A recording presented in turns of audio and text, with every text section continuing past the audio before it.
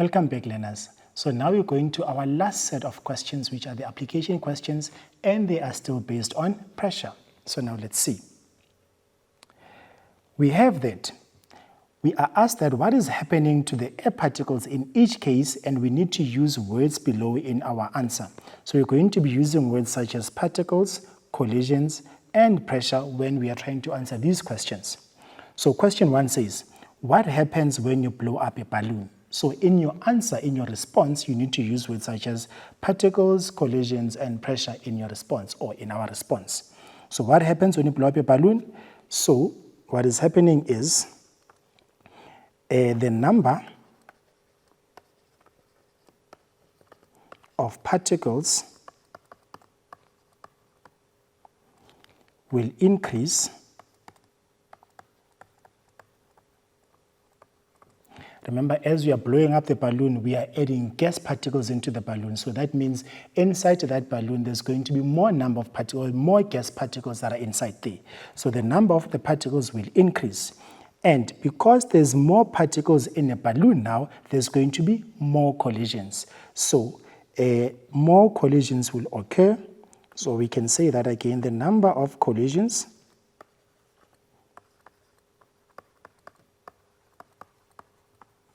per second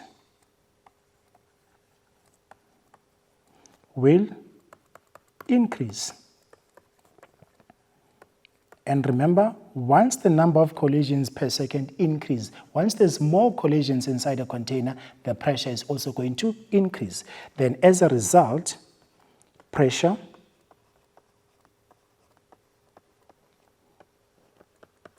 will increase. So in our response, we have used particles, we have used collisions, and we have used pressure. So now next question, again still using words such as particles, collisions, and pressure to answer this question. It says, when you blow air into a balloon that is fully inflated, why does it pop? Why does your balloon pop when you are blowing more air into the balloon that is fully inflated? Again, we know the number of particles will increase because already there's particles inside that balloon. Once we blow more air into the balloon, the number of the particles that are there now will also increase. So the number of particles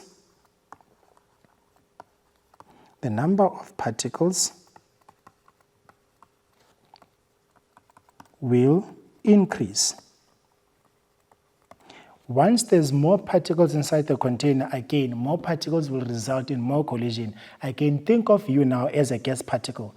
We're now saying that there's 10 of you inside a classroom. You are blindfolded, you're moving around as gas particles. You are colliding with each other, colliding with the walls of the classroom now. If I add 20 more people inside that particular classroom, what's going to happen now? There's going to be more people, which are the gas particles. And there's going to be more collisions because now there's more people inside the very same amount of class, and you're going to be colliding more often with yourselves, amongst yourselves, and also with the walls of the classroom. So then the number of collisions is also going to increase. So the number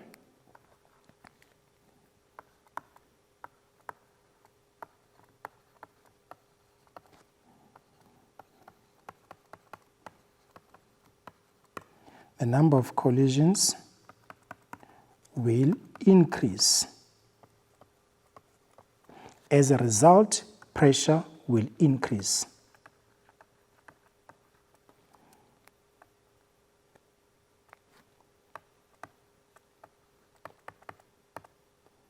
Pressure will increase. Now, once the pressure is increased, it is going to come a point whereby now the balloon can no longer handle the pressure that is inside the container or that is inside the walls of it, and therefore it is going to pop. So the pressure will increase.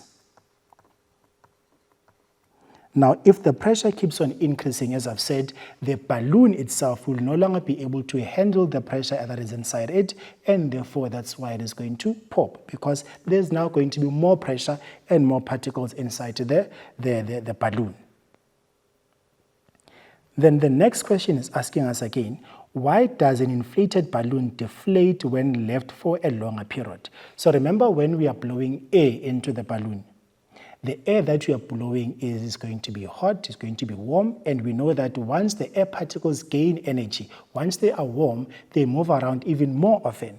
And in their movement, there's going to be more collisions, and more collisions will result in a greater amount of force exerted onto the walls of the container, or in this case, the balloon, and therefore that is going to increase the pressure.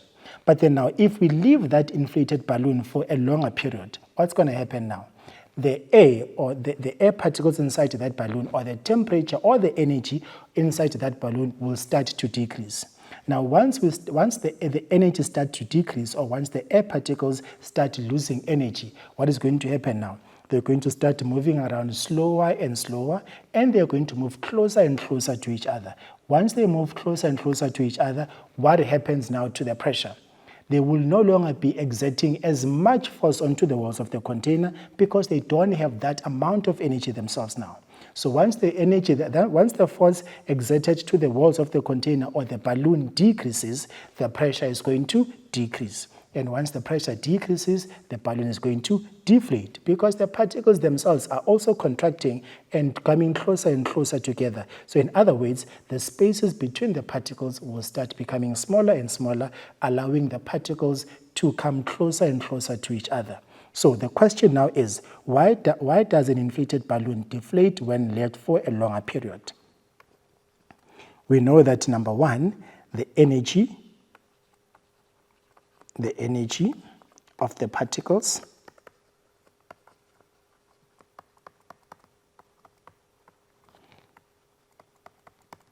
will decrease, and once that happens, less force is going to be exerted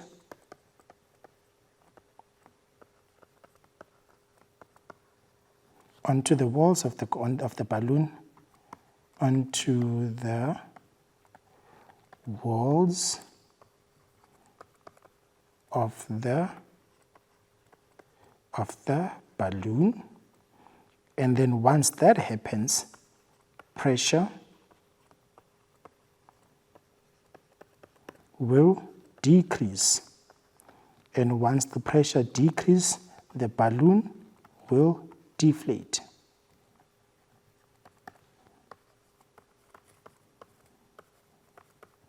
The balloon is going to deflate.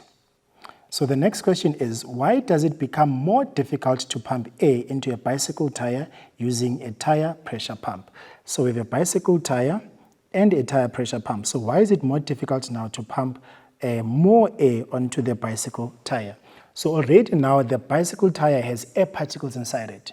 So the more we keep on pumping air into the bicycle tire, so now the number of particles in that bicycle tire are going to increase.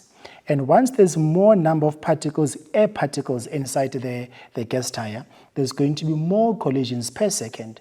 And once there's more collisions per second, there's going to be a greater amount of force exerted by the particles onto the walls of the tire, of the bicycle tire in this case, and therefore that is going to increase the pressure. So if the pressure is increased and we keep on pumping more air, now that's more like if we take 1,000 of you and your friends into a classroom, and if you keep on adding more learners into the classroom, there's going to come a point whereby now there can't be any more learners entering the classroom. Then you start pushing back because you want to escape or you want to decrease the pressure inside the classroom. But if I force now the air, more air onto the bicycle tire, there's going to come a point whereby now this bicycle tire is going to burst. So now, to answer this question, why does it become more difficult to pump air into a bicycle tire using a tire pressure pump? Why does it become more difficult? Because there's going to be an increased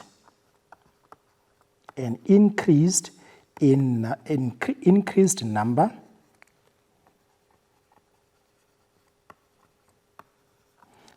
of particles.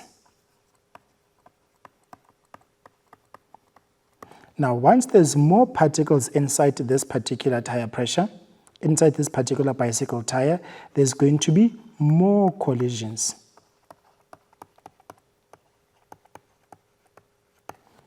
Per second. More collisions per second.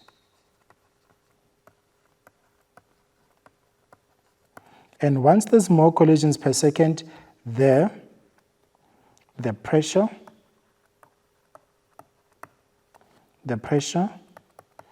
will increase. The pressure will increase. Now, once the pressure increases, the gas particles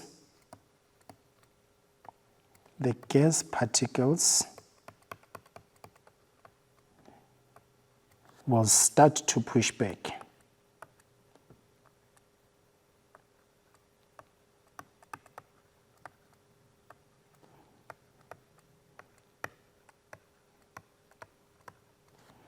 Will start to push back so that they can relieve the pressure inside the bicycle tire.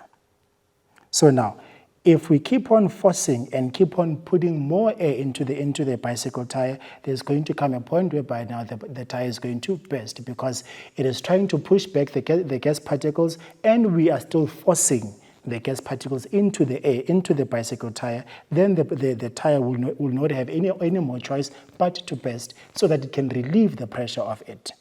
So now, moving on to our final question for the application questions, and it says that we need to write down our own explanation of what we think the particle model of matter tells us about gases. So what do we know about gases, and how does that relate to the particle model of matter?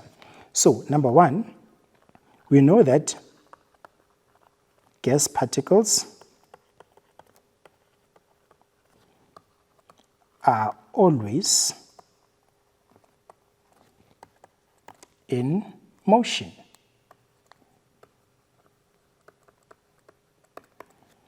We also know that gas particles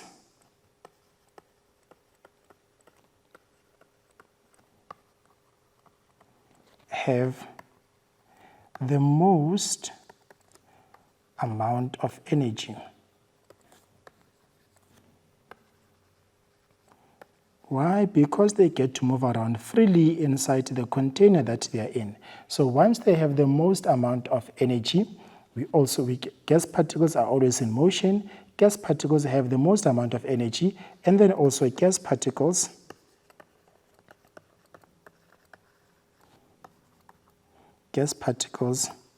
have large spaces between them, and then they exert a force onto the walls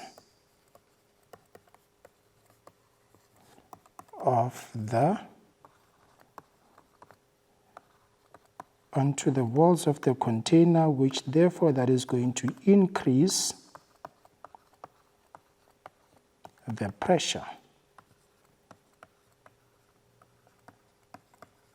So that is going to increase the pressure. So as they're exerting the force onto the walls of the container, they're going to increase the pressure. Remember, that force is exerted by them colliding with the walls of the container.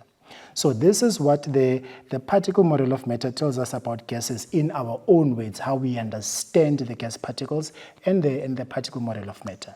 So before we move on, we're just going to quickly go for an ad break, and I will see you just after this.